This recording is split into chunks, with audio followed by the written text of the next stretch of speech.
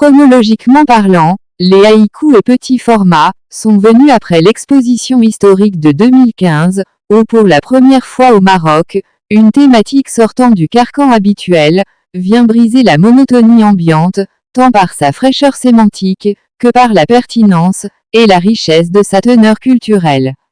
Les haïkus picturaux, présentés en toute primeur, à Safi, ville côtière du Maroc, ne sont pas passés inaperçus, malgré l'éloignement géographique de la capitale. La radio nationale, la SNRT et la presse écrite ont couvert cet événement singulier, s'inscrivant dans la perspective universaliste de la culture sans frontières. Le haïku n'est-il pas un point de jonction entre l'Orient et l'Occident? Peinture haïku-graphiée, haïku picturalisé, la commutativité idiomatique n'est pas un néologisme réverbatif ou un slogan vaseux. La peinture et la poésie font tandem. Les deux disciplines s'imbriquent dans une synergie complémentaire et prometteuse. L'art poétique et l'art pictural s'illustrent mutuellement, dans l'euphorie de l'instant créatif, tant ils obéissent textuellement et contextuellement à la même idée génératrice et à la même source d'inspiration. La première réplique de cette biculturalité, unie pour le meilleur et pour le pur, comme dit Razak, a été présentée en 1991, au Centre culturel Lamarive de Casablanca. L'exposition individuelle avait pour thème, au gré du pinceau et de la plume. Quelques haïkus illustrés y figuraient en bonne place. Ils ont été transposés soigneusement dans le Florilège, paru au Canada, en 1995, sous l'intitulé « Au-delà de l'artifex jeudi ». Chez Razak, l'engouement pour le haïku ne date pas d'aujourd'hui. Et pour visualiser l'aspect novateur de ces haïkus, par rapport à la tradition ancestrale, que les pionniers, Basho, Masaoka, Kobayashi, Yosabuzon ont institué dans la ferveur et le recueillement, il faudrait lire tous ces haïkus, ou du moins la majeure partie.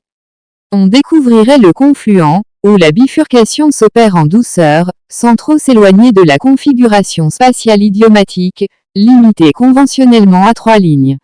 L'alignement horizontal de cette graphie étagée transformerait le haïku en un aphorisme.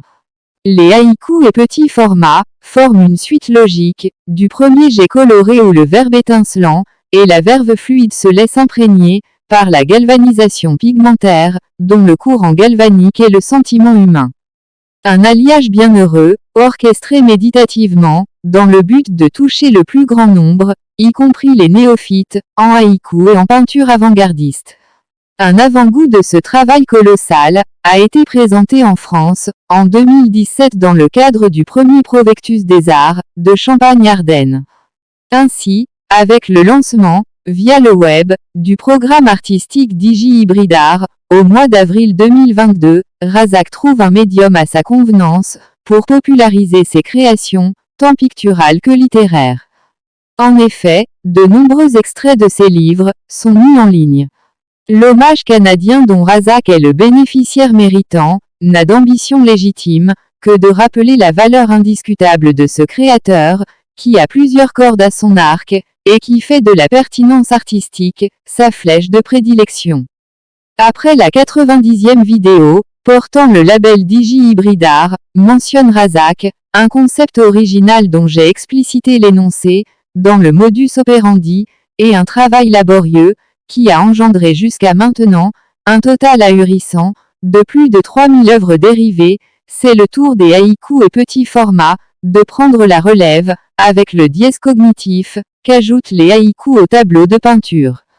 Si le texte reste inchangé, l'œuvre picturale correspondante va voyager dans le vaste cosmos, des pixels de coloriage, que le télescope Digi-Hybrid Art rend perceptible. Le premier haïku dont on digitalise la partie picturale, à l'aide de ce précieux outil créatif, explique Razak, relate la portée sociologique, que je tente d'insuffler, à cette poésie minimaliste.